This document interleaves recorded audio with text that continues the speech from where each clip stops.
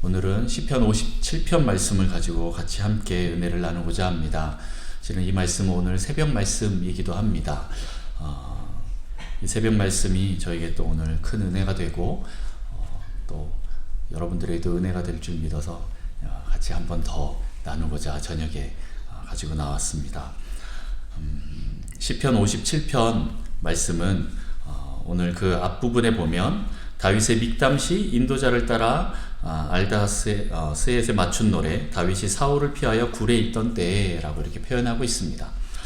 다윗이 사울을 피하여 굴에 있던 때라고 이렇게 표현하고 있는 것은 다윗이 사울을 피하여서 계속 도망가던 그때를 말합니다. 여러분들이 사무엘서를 보시면서 잘 아시는 스토리라고 생각합니다.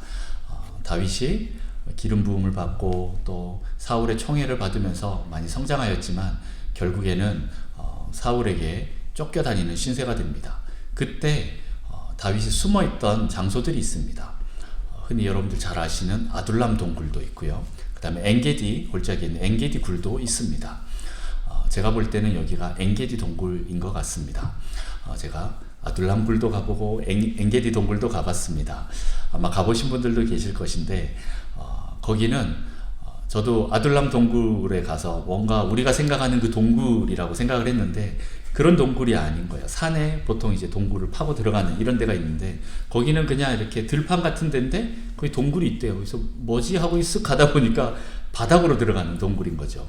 네, 그 한 군데로 들어가서 거기서 꼬불꼬불 이렇게 돌아다니고 어떤 곳은 한 사람 겨우 지나갈 만한 그런 동굴입니다. 거기를 딱 지나가는데 가이드가 저보고 거기를 한번 통과해보래요. 그래서 무릎을 꿇고 기어서 거기를 통과하는데 순간 공황이 오는 줄 알았어요. 너무 답답해갖고 그때 이 다윗이 어땠을까? 거기에 살았던 사람들의 심정이 어땠을까? 만약에 근데 이제 또 실제로 어땠냐면 가다가 앞에 막힌 거예요. 가이드는 옛날에 자기가 거기를 통과했었대요. 근데 앞에 거기 누가 돌로 막아놓은 거지요. 한참 가다가 다시 돌이킬 수가 없는 거죠. 너무 좁아갖고 이렇게 턴을 못해요. 그래서 뒤로 이렇게 다시 나와야 되는 거예요. 그래서 가이드한테 소리를 질렀죠. 여기 막혔다고. 아니라고. 내가 저 반대편에서 기다리겠다고. 그러고 가버리는 거예요. 그래서 제가 막 소리를 질렀어요. 아니라고. 진짜 막혔다고. 다시 오더니 내가 전에는 분명히 뚫렸는데 하면서 그렇게 얘기를 하는데 그 순간 정말 제가 당황스러웠어요. 만약에 여기서 적군이 내 뒤를 따라왔다? 그러면 나는 그냥 거기서 죽는 거죠. 앞으로 갈 수도 없고 그렇다고 뒤로 갈 수도 없는 거. 엔게디 동굴에서 다윗이 그렇게 있을 때 그렇게 있지 않았을까 이런 생각이 듭니다. 엔게디 동굴은 가보니까 폭포 밑에 속 안에 있습니다. 바깥에는 폭포가 흐르기 때문에 그 안에 동굴이 있는지 잘 보이지 않는 곳이에요. 그래서 이렇게 골짜기로 되어 있는 그 끝에 폭포가 있고 그 폭포 안쪽에 동굴이 있습니다. 사람들이 이제 수색하고 다 와서 보고 사람이 없으니까 이제 그냥 다시 돌아가는데 그 굴 안쪽에 깊숙이 아마 있었을 것 같습니다. 거기서 지금 다윗이 이 시편 57편을 지어서 찬양하고 있는 그 장면입니다. 한번 보겠습니다. 1절부터 보겠습니다. 하나님이여 내게 은혜를 베푸소서, 내게 은혜를 베푸소서. 내 영혼이 주께로 피하되 주의 날개 그늘 아래에서 이 재앙들이 지나기까지 피하리이다 라고 이렇게 말하고 있습니다. 계속적으로 이 다윗이 하나님 앞에 구하는 것이 은혜를 베풀어 달라라고 계속 구하고 있습니다. 한 번도 아니고 계속 반복적으로 이렇게 얘기하는 것은 얼마나 그 은혜가 갈급한지에 대해서 나오고 있습니다. 그런데 내 영혼이 주께로 피한다 라고 말을 하는데 그 다음에 어디로 피합니까? 주의 날개 그늘 아래에서 이 재앙들이 지나기까지 피하리이다 라고 얘기를 하고 있습니다. 여기 주의 날개 그늘이라고 하면 어떤 의미일까요? 보통은 이제 여러분들이 실제적인 그 날개들을 많이 상상할 수 있습니다. 예수님께서도 말씀하셨듯이 이 암탉이 자기 새끼들을 그 날개 안으로 품어서 보호한다 라고 할 때, 아니면 여러분들이 어떤 동화 같은 것들을 봤을 때 산불이 났을 때 더 이상 피할 곳이 없을 때 그 새끼들을 보호하고 엄마가 그 날개 안에 품고 나중에 엄마는 죽고 새끼들은 사는 그런 일들, 동화들을 통해서도 보기도 하고 했을 겁니다. 그런 것처럼 무언가 보호하는 그곳이다라는 그런 의미가 있습니다. 그런데 더 나아가서 그 당시의 사람들은 날개라고 하면 어떤 신적인 능력, 하나님의 능력을 의미하는 것이었습니다. 그것을 은유하는, 상징하는 말입니다. 하나님의 그 날개, 하나님의 그 구원의 능력을 의미하는 것입니다. 그 날개 그늘 아래서 우리가 피한다 라고 얘기를 하고 있는 것이지요. 하나님의 그 날개 하면 또 하나 떠오르는 것이 있습니다. 여러분 혹시 어딘지 아십니까? 하나님이 임재하시는 그 장소입니다. 네, 바로 여러분 아시는 그 지성소 안에 언약궤가 있습니다. 그 법궤가 있는데 그 법궤 뚜껑 위에 보면 두 천사가 있는데 천사 이름은 그룹입니다. 케루빔이라고 하는데 그 그룹의 날개를 이렇게 다 펴서 서로 날개를 맞대게 하고 그 날개로 이 언약궤를 덮고 있습니다. 양쪽에서 천사들이 그렇게 하고 있습니다. 그 가운데 있는 곳을 우리는 시은좌, 시은소라고 합니다. 하나님의 임재가 있는 곳이지요. 네, 말이 조금 어렵죠. 시은소, 시은좌 하니까 다시 말해서 하나님의 은혜가 임하는 장소, 그 보좌라는 뜻이죠. 우리가 히브리서에 계속 대제사장과 그 하늘 성소에 대해서 나올 때 그 은혜의 보좌 앞으로 나아간다라고 표현하는 것이 결국엔 보면은 그곳이기도 합니다. 하나님이 계시는 곳이죠. 하나님은 하늘에 계시지만 또 이 땅에도 계시는데 특별히 지성소에 임하십니다. 그런데 어디입니까? 바로 하나님의 그 시은소, 시은자라는 것이죠. 그 날개 아래에서, 다시 말해서 그곳이 이 땅에서 가장 안전한 장소다라는 의미입니다. 다윗은 그 시은소, 시은자를 본 적은 없을 거라고 생각합니다. 이때. 왜냐하면 자기가 어릴 때 이미 법궤는 빼앗겼고 이스라엘에 법궤는 없습니다. 나중에 그리고 이제 저 다른 마을에 있죠. 근데 이제 나중에 자기가 그 법궤를 가지고 왔을 때 그때서야 아마 실물을 봤을 겁니다. 그전에는 아버지를 통해서 이 신앙 교육을 받을 때 이 법궤에 대해서 많이 들었을 거라고 생각합니다. 다윗이 정말 거기가 가장 안전한 장소고 하나님의 임재가 있는 곳이고 가장 평강의 장소고 은혜가 있는 장소구나 라고 계속 사모했을 것입니다. 그런데 지금 자기가 어디에서 그렇게 얘기를 하고 있는 것입니까? 바로 사울의 군대들을 피하여서 그 엔게디 동굴 안에서 깊숙이 들어가서 내가 지금 여기서 들킬까 말까 엄청 부들부들 떨면서 그 두려움 속에서 불안 속에서 있으면서 이렇게 지금 얘기를 하고 있는 것입니다. 어떻게 보면 자기가 있는 그 칠흑과 같이 어두운 그 엔게디 동굴 속, 어떻게 보면 거기에 불안과 두려움밖에 없고 내가 언제 죽을지 모르는 그 두려움 속에 사는 그곳에서 하나님 거기가 주님의 날개 그늘 아래입니다 라고 이렇게 표현하고 있는 것입니다. 거기서 이 재앙들이 지나기까지 내가 피하겠습니다 라고 얘기를 하고 있는 것입니다. 어떻게 보면 이 다윗의 신앙 고백입니다. 하나님은 그 지성소가 하나님의 임재하시는 곳이라고 생각했지만 다윗은 믿고 있습니다. 자기가 있는 곳에 하나님이 함께 하신다라는 그 믿음이 있다라는 것입니다. 그것이 2절에 또 같이 드러나면서 나옵니다.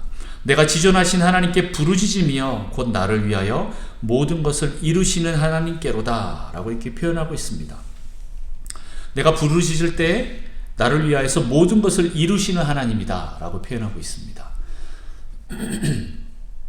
지금 자기 상황을 보면 자기의 그 기도가 이루어지고 있습니까? 안 이루어지고 있습니다. 그런데 하나님께서 이루어 주실 것에 대해서 이미 다윗은 믿고 있었다라는 것입니다. 그렇기 때문에 지금 자기가 있는 그 엔게디 동굴이 결국에는 하나님의 임재의 그 장소가 되는 것이죠. 그리고 거기가 하나님의 그 구원의 장소, 그리고 가장 안전한 장소, 가장 평강의 장소다라는 것을 지금 얘기하고 있는 것입니다. 그리고 하나님께서 나를 그 모든 것을 이루어 주실 것이다 라고 이렇게 얘기를 하고 있습니다. 어떻게 보면 이 다윗의 믿음을 보게 됩니다. 저 같으면 이런 믿음이 올라왔을까요? 네, 제 곁에서 여러분들이 저를 보셔서 아시겠지만 이런 대단한 믿음은 저한테 없습니다. 정말 다윗을 보면 대단하다라고 생각이 들 정도로 어떻게 이런 환난 가운데에서 이런 믿음을 가지고 있을까라고 생각이 듭니다. 네, 좀 더 한번 살펴보겠습니다. 그러면서 3절, 4절, 6절에 자기에게 지금 상황이 어떤지 그리고 자기를 삼키려고 하는 사람들이 어떤지 잘 표현되고 있습니다. 3절, 그가 하늘에서 보내사 나를 삼키려는 자의 비방에서 나를 구원하실지라. 지금 누군가 나를 삼키려고 하고 있다라고 얘기를 하고 있습니다. 그리고 하나님이 그의 인자와 진리를 보내시리로다. 4절부터 보면 내 영혼이 사자들 가운데서 살며 내가 불사르는 자들 중에 누웠으니 곧 사람의 아들들 중에라.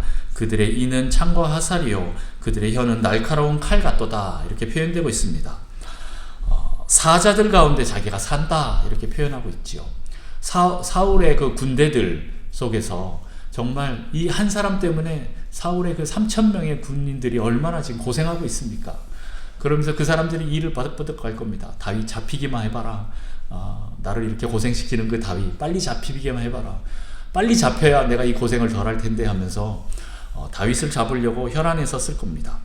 그리고 내가 불사르는 자들 중에 누웠으니 완전히 불로 나를 태울 것 같은 그런 사람들 속에 있다. 어떻게 보면 사울의 그 불타오르는 그 분노와 감정들이 그대로 다윗한테 전해지고 있는 것 같습니다. 그렇게 불사르는 자들 중에서 자기가 있다. 실은 엔게디 동굴 안에서 저 밖에 군인들이 왔다 갔다 하는 것이 아마 보이고 들렸을 겁니다. 얼마나 조마조마했을까요? 사자들 속에 있는 것 같고 또 불 속에 있는 것 같고, 그리고 그들의 이는 창과 화살이요 그들의 혀는 날카로운 칼 같도다 이렇게 표현합니다. 이들이 얼마나 나를 삼키려고 하고 비방으로 나에게 다가오는지, 그 다윗을 얼마나 욕을 하고 있는지 그렇게 지금 오늘 표현하고 있는 것에 대해서 창과 화살이다, 날카로운 칼 같도다 라고 이렇게 표현하고 있습니다. 저들이 실제로 나를 잡아먹을 것 같은 느낌도 들지만 또한 동시에 저들의 입술에서 나오는 그 혀에서 나오는 그 말들이 자기의 가슴을 얼마나 찔렀는지, 비수가 와서 꽂히듯이 그가 그것을 들으면서 얼마나 두려웠겠습니까? 그 일들이 또 6절에 계속 나옵니다. 그들이 내 걸음을 막으려고 그물을 준비하였으니 내 영혼이 억울하도다. 그들이 내 앞에 웅덩이를 팠으나 자기들이 그 중에 빠졌도다. 셀라. 네, 내 걸음을 막으려고 그물을 준비한 거예요. 네, 실제로 가끔 여러분들 뭐 TV나 영화 같은 데 보면 옛날에 막 칼 갖고 싸울 때도 있지만 가끔씩 그물을 던져서 사람을 잡는 경우도 있습니다. 그렇게 곳곳에 그물을 설치를 해놓고 그리고 그 웅덩이를 팠습니다. 덫을 파는 거지요. 네, 이제 함정을 파기 시작합니다. 이제 지나가다가 거기에 빠지기를, 그래서 거기서 나오지 못하도록. 그래서 다윗이 지나다니는 그 모든 곳들이 얼마나 살얼음을 걷듯이 조마조마한 곳이겠습니까? 그렇게 웅덩이를 팠습니다. 지금 사울의 그 군대가 다윗을 잡아 죽이려고 그렇게 쫓아다니고 있는 모습, 그리고 그 동굴 속에서 얼마나 두려움에 떨고 있는 그 다윗의 모습에 대해서 그렇게 보여주고 있는 것입니다. 지금 그 위기감과 자기 속에 안에 일어나는 이 감정들을 하나님 앞에 지금 어떻게 보면 솔직하게 고백하고 있는 거예요. 내가 이렇게 지금 힘듭니다. 하나님 내가 이렇게 두렵습니다. 이렇게 자기가 하나님 앞에 고백하고 있는 것입니다. 솔직한 것입니다. 어떻게 보면 이 57편이 하나님을 찬양하는 것만 나오면 역시 다윗이야 이렇게 말할 텐데, 실은 다윗도 알고 보면 사람이다 라는 것입니다. 이렇게 이 모든 것들을 풀어내고 있는 것이죠. 하나님 앞에 풀어내고 있는 것이죠. 하나님 내가 이렇게 힘듭니다. 이렇게 풀어내고 있는 것입니다. 여러분들도 하나님 앞에 자기 자신을 정직하게 마음을 다 쏟아내시면 좋겠습니다. 힘들고 어려운 일 끝까지 이빨을 악물고 버티기보다는 하나님 나 힘들어요 라고 하면서 하나님 앞에 여러분의 감정들을 계속 쏟아놓는 시간들이 필요합니다. 실은 그것이 정직한 겁니다. 정직하게 하나님 앞에 그 모든 것을 쏟아놓을 때 하나님이 들으신다라는 거죠. 오늘 계속 주님께 피하고 또 내 부르짖음을 주님께서 들으시고 그 모든 것을 반드시 이루어 주실 것이다 라는 이 고백이 실은 이렇게 자기에 있는 모든 것들을 다 쏟아내고 난 뒤에 하나님께서 나를 받으셨다라는 믿음이 서게 된다라는 겁니다. 그런데 실은 이 믿음이 오늘 하루 만에 이루어진 것은 아닙니다. 이 다윗이 이 믿음이 어떻게 생겼을까요? 네, 이 다윗은 어떻게 보면 이미 그가 기름 부음 받기 전에 하나님 앞에서 벌써 확증된 사람이었습니다. 기름 부음 받을 때 다른 어떤 사람들보다도 하나님 눈에 띄었던 사람입니다. 사람들은 그를 주목하지 않았지만 다윗은 아버지를 통하여서 하나님을 배우고 또 들판에 나가서 하나님과 같이 교제하고 하나님을 찬양하고 실제적으로 사자와 곰을 만났을 때 어떻게 합니까? 그 사자와 곰을 때려잡고 자기의 어린 양을 거기서 뺏어오는 그런 일들을 했다라고 고백하고 있습니다. 하나님을 경험했다라는 거예요. 지금 내가 어려울 때 그때 그 믿음이 막 솟아나는 것보다는 실은 이미 하나님과 더 깊은 관계를 쌓아놓고 거기서의 믿음이 준비되었다라는 것입니다. 그런데 이 준비된 믿음이 언제 터집니까? 이렇게 환난의 때에 드러나게 된다라는 겁니다. 자기가 승승장구할 때는 믿음이 실은 잘 드러나지 않습니다. 내가 형통할 때는 실은 믿음이 잘 드러나지 않습니다. 내가 힘들고 고통 가운데 있을 때 믿음이 드러난다라는 거죠. 제가 주일에도 말씀드렸듯이 사단의 유혹과 하나님의 시험이 좀 다르다라고 말씀드렸죠. 템테이션과 테스트가 다르다. 사단이 주는 그 유혹은 무엇입니까? 나를 쓰러뜨리려고 하는, 나를 완전히 넘어뜨리고 죽이려고 하는 것이지만 하나님의 테스트는 어떤 겁니까? 나를 성장시키게 하기 위해서, 나를 그 어떠한 단계를 통과시키게 하기 위해서 주는 테스트이기 때문에 그것은 우리가 다 통과할 수 있는 겁니다. 문제는 시간이 걸려서 그렇지 그 시간들을 다 통과할 수 있다라는 거예요. 그 말은 무엇입니까? 나에게 이미 그 믿음이 있다라는 거예요. 그렇게 실은 어떻게 보면 초신자들에게는 하나님이 그런 테스트를 주지 않습니다. 잘 주지 않습니다. 이미 좀 많은 시간들을 통과하고 믿음이 쌓인 사람들에게 하나님께서 믿음을 평가하는 그 테스트를 주시는 거죠. 다윗은 이 시간들을 통하여서 한낱 목동에 불과했던 사람이 그 다음에 어떤 군대 장관까지 갔다가 거기서 더 하나님께서 원하시는 그 수준만큼 더 성장하기를 원해서 지금 이 모든 환난들을 통과하고 있는 것입니다. 무엇을 삼기 위해서 그렇습니까? 한 나라를 완전히 통치할 수 있는 왕으로 삼기 위해서 하나님 아버지의 마음을 가지고 그 한 나라를 통치하고 다스리기 위해서 지금 다윗을 훈련시키고 있는 것입니다. 실은 그 훈련 속에, 고통 속에, 고난 속에 있는 사람들은 이 말을 싫어합니다. 제가 야 너무 힘들어, 고통 속에 있어 그러면은 주변의 사람들이 뭐라고 합니까? 야 하나님께서 너를 얼마나 크게 쓰시려고 이렇게 큰 고통을 주냐, 힘내라. 근데 제가 그 고통 속에 있어 봐서 아는데 절대 그것이 위로가 안 됩니다. 크게 들어 쓰임 받는 거 필요 없어, 그냥 이 고통만 없애줬으면 좋겠어 라고 할 만큼 그 고통에서 탈출하고 싶은 마음이 듭니다. 실은 그때 필요한 것이 믿음입니다. 이때 믿음이 필요한 겁니다. 이 믿음은 실은 그때 막 생기는 것이 아니라 그 전에 하나님과의 관계 속에서 쌓아놨던 것이 그때 폭발적으로 드러나게 합니다. 실은 우리 안에 있는 이 잠재력은 그렇게 어떤 고통과 환난 속에서 하나님께서 폭발하도록 만들어 놓으신 것 같습니다. 그 환난을 통과할 때 우리 안에 믿음이 성장하게 되고 그 다음에 더 견고해지고 확고하게 된다라는 것입니다. 오늘 6절에 보면 그들이 내 걸음을 막으려고 그물을 준비하였으니 이렇게 표현하고 있습니다. 그물을 고정한다, 그물을 준비한다, 이렇게 그물을 쳐뒀다 라고 표현하는 것에 대꾸로 그 다음 7절에 이런 말이 나옵니다. 하나님이여 내 마음이 확정되었고 내 마음이 확정되었사오니 라고 표현됩니다. 마음이 확정되었다 라고 할 때 이 확정되는 말과 이 그물을 고정시킨다 할 때 이 고정이 같은 어원에서 나옵니다. 원수들은 나를 잡으려고 그물을 고정시키지만 그러면 그럴수록 나는 어떻게 합니까? 내 마음을 하나님께 고정합니다. 내가 하나님께 내 마음을 확정합니다. 하나님께 향합니다 라고 해서 고백하고 있는 거예요. 원수들은 땅을 파서 함정을 만들고 그물을 만들고 있지만 그러면 그럴수록 나는 하나님께 내 마음을 더 확정시키고 고정하겠습니다. 여기서 이제 다윗의 위대함이 나타납니다. 어떤 사람들은 나 이제 더 이상 못하겠어 하고 포기하는 사람들이 있는 반면에 다윗은 도리어 더 하나님께서 자기에게 행하실 일들에 대해서 믿고 지금 자기의 상황은 전혀 나아진 것이 없습니다.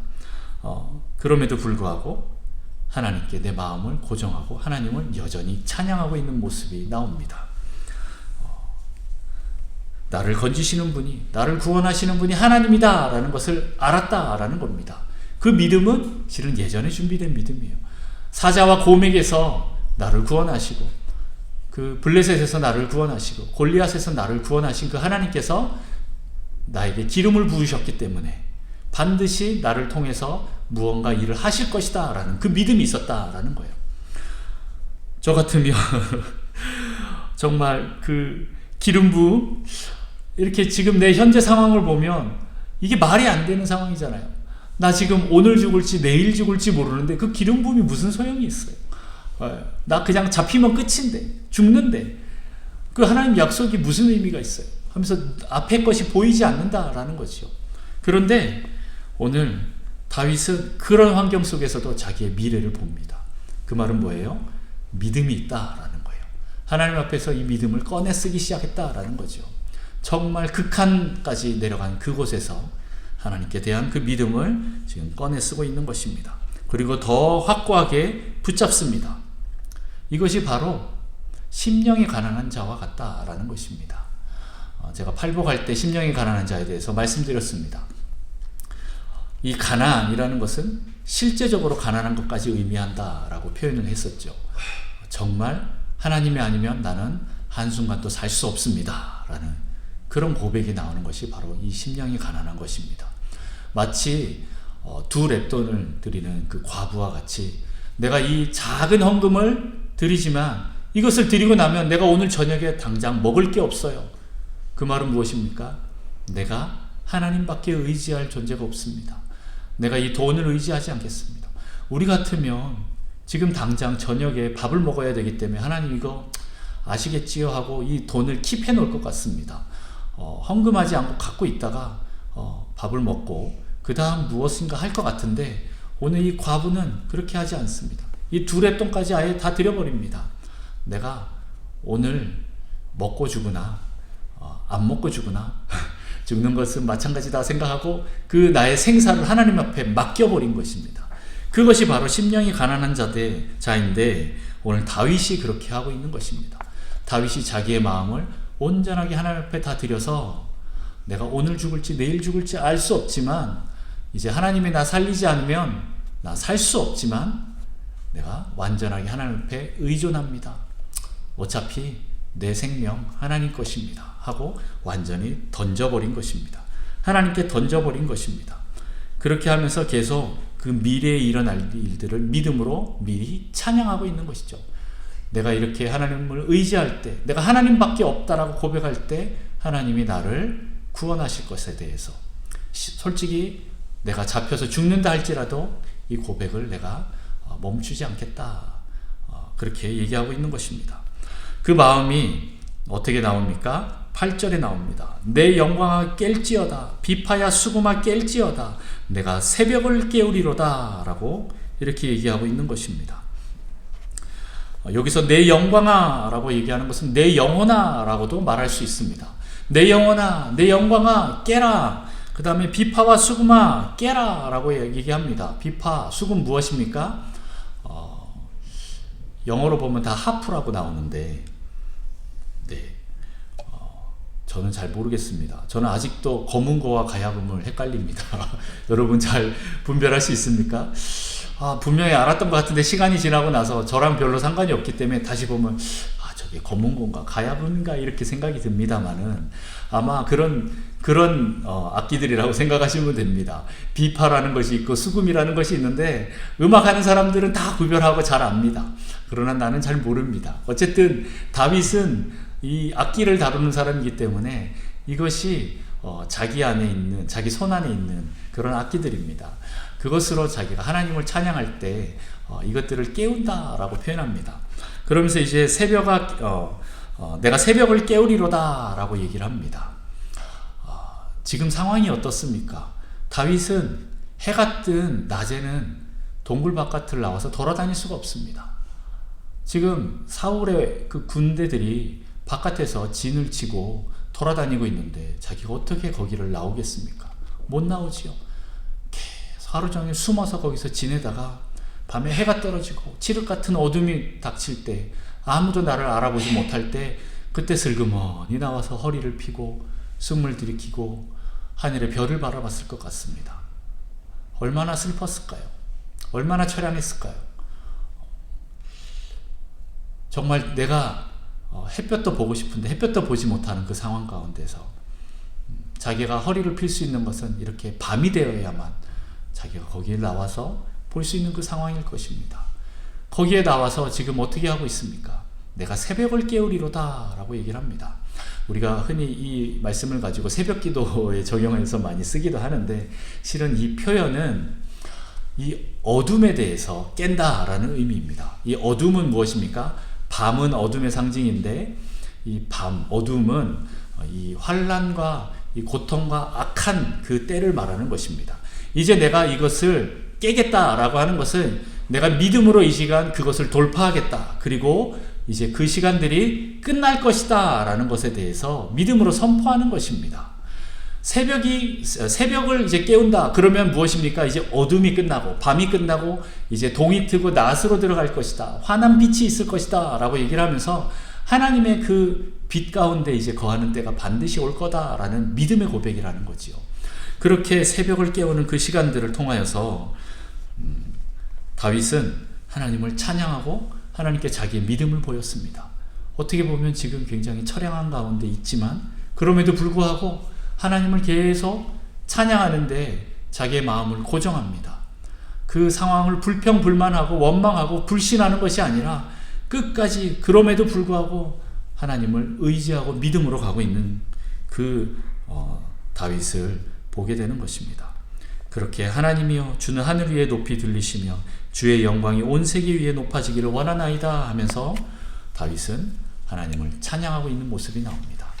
그렇게 하나님을 찬양할 때 하나님께서 결국 그 때가 되어서 다윗을 들어 쓰시고 또 그 한 나라의 왕으로 삼으시고, 또 하나님께서 정말 원하시는 그 다윗의 가문을 일으키는 그 시작점으로 다윗으로 시작을 둡니다. 우리도 이런 믿음이 정말 필요합니다. 그런데 이것은 평소에 준비해 놔야 된다라는 거죠. 그때 가면 믿음이 생기겠지? 아니요. 지금 준비하셔야 됩니다. 지금 주님과 만나고 교제하고 그 깊은 관계 속으로 들어가서 거기서 하나님을 경험해야 됩니다. 지금 나의 삶 속에서 나의 그 모든 일거수일투족 가운데 역사하시는 그 하나님을 경험함으로 정말 하나님 살아계시네? 그 하나님이 나를 향하시고 나에게 축복하시는 분이시네? 라는 것이 믿어져야 되는 것이죠. 그래야 그 환난의 때, 그 큰 태풍의 시간 속에서도 내가 견딜 수 있는, 통과할 수 있는 믿음이 생긴다라는 겁니다. 그때 올라온다라는 것이죠. 지금 준비해놔야 된다라는 것입니다. 그래서 그때 가서 준비하지가 아니라 지금 여러분 계속 믿음을 준비하는 여러분 되시기를 축복합니다. 그리고 또 여러분들께 부탁드리고 싶은 것이 있습니다. 오늘 그 주님의 그 날개 아래, 다시 말해서 그 시은 자, 하나님의 임재 가운데 있는 그 장소에 대해서 오늘 다윗이 고백하고 있습니다. 실은 그 장소가 어디입니까?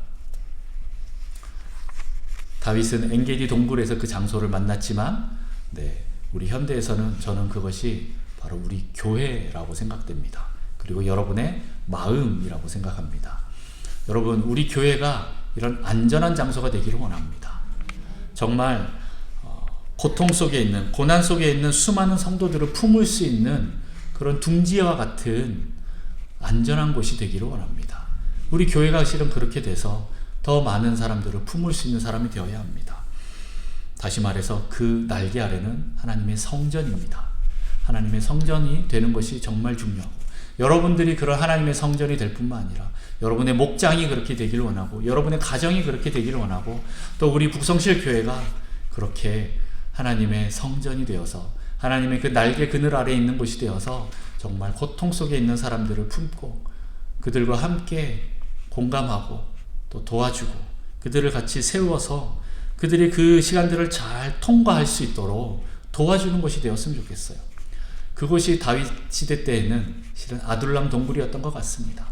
그렇기 때문에 그 아둘람 동굴에 수많은 사람들이 모여서 다윗과 함께 거기서 회복의 시간을 가지고 그리고 10년 뒤에 그 이스라엘의 한 나라를 세우는 귀한 일꾼들이 되었습니다.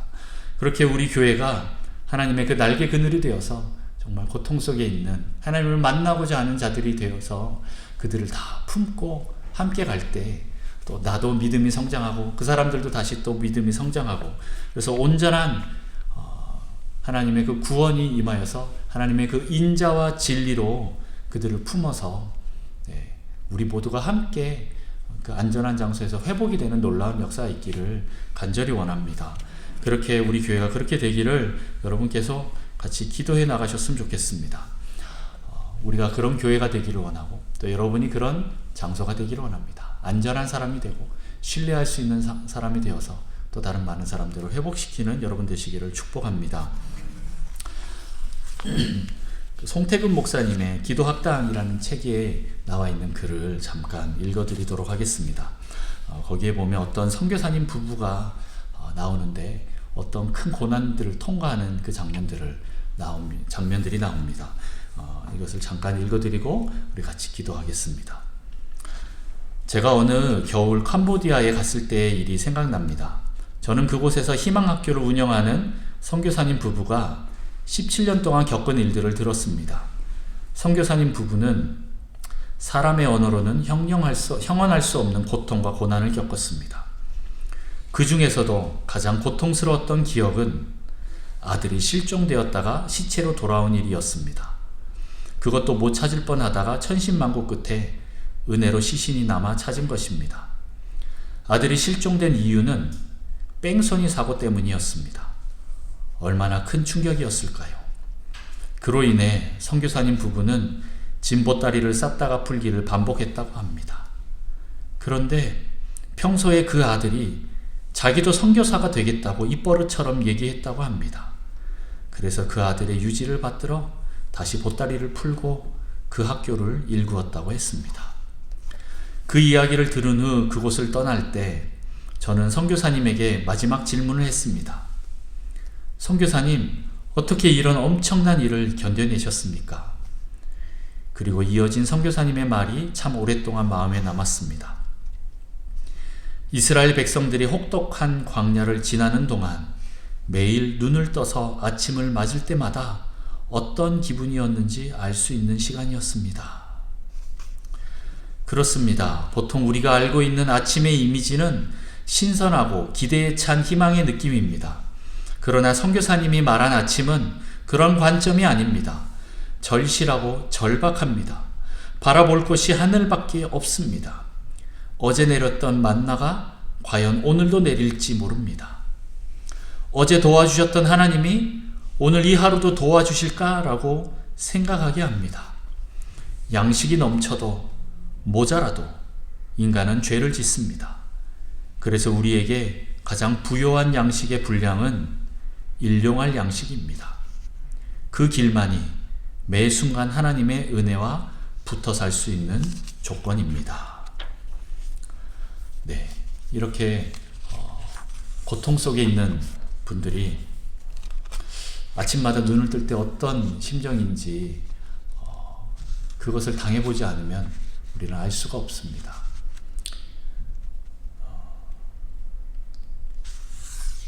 물론 그렇게 되지 않는 것이 너무 좋겠지요. 그렇게 되지 않고 하나님을 잘 섬기고 가면 좋겠습니다만은 가끔씩 하나님께서 우리에게 또 이 고통의 시간을 통과하게 할 때가 있습니다. 또 각자마다 그 고통의 시간이 다 다를 거라고 생각합니다. 어떤 사람들은 굉장히 큰 고통이고 어떤 사람은 작은 고통이겠지만 그래도 고통입니다. 모든 사람들은 그 고통을 당할 때 힘듭니다. 고통을 당하는 모든 사람들이 다 힘들 때 여러분의 보호자는 누구입니까? 그 안전한 장소는 어디입니까? 여러분들이 유일하게 의지할 분은 누구이십니까? 여러분, 포기하지 않으면 됩니다. 포기하지 않고 끝까지 가면, 그 시간들을 통과하고 나면 와, 내가 뭔가 이겼다라는 느낌이 들기 전에 이 시간들이 언제 끝났나 하고 뒤돌아보면 나는 이미 그 결승선을 통과하고 많이 성장해 있는 모습들을 보게 될 것입니다. 여러분, 포기만 하지 않으시면 됩니다. 내가 지금 다윗과 같은 이런 신앙이 없다 할지라도 괜찮습니다. 끝까지 가면 됩니다. 그냥 포기하지 않고 끝까지 가십시오. 세상에서는 손가락질하면서 그렇게 살면 망한다라고 손가락질을 할 수도 있고, 또 악한 사람이 더 잘 되는 것을 많이 볼 때도 있지만, 그럼에도 불구하고 우리가 포기하지 않아야 됩니다. 선을 행하되 낙심하지 않고 끝까지 가는 여러분 되시기를 축복합니다. 그러면 하나님께서 여러분에게 더 큰 은혜로 여러분들을 계속 세워주셔서 다윗이 불렀던 이 찬양을 나중에 우리도 함께 동일한 마음으로 부르게 될 것입니다. 그리고 내 옆에 있는 또 다른 지체들, 형제 자매들도 그렇게 같이 부르고 있을 것입니다. 여러분, 그때를 믿음의 눈으로 바라보십시오. 그냥 나만 잘 먹고 잘 살고 나만 여기서 이것들을 다 통과하겠다라는 심정이 아니라 나중에 또 그 영혼들까지, 나에게 속해 있는 그 영혼들까지, 아이부터 어른까지 그 모든 사람들이 하나님 나라 안에서 정말 기쁨으로 주님을 만나고, 오늘 찬양 드렸듯이 그 하나님의 나팔 소리가 들릴 때 다 같이 함께 손을 잡고 그 천국문 앞에서 함께 주님을 맞이하여서 또 그 안으로 들어가는 놀라운 역사가 있을 것입니다. 그렇게 되는 것은 오직 믿음으로 가능한 것입니다. 여러분, 오늘 믿음을 포기하지 마시고 계속 달려가십시오. 그리고 우리 교회가 그렇게 되도록 계속 기도하십시오. 하나님께서 놀라운 역사를 일으켜 주실 것이고, 다윗에게 기름 붓고 그 다음에 진짜 왕으로 삼으셨던 것처럼 여러분들에게도 동일하게 그렇게 역사하실 것입니다. 우리도 오늘 우리의 믿음을 포기하지 말고 계속적으로 하나님 앞에 나아가는 여러분 되시기를 축복합니다.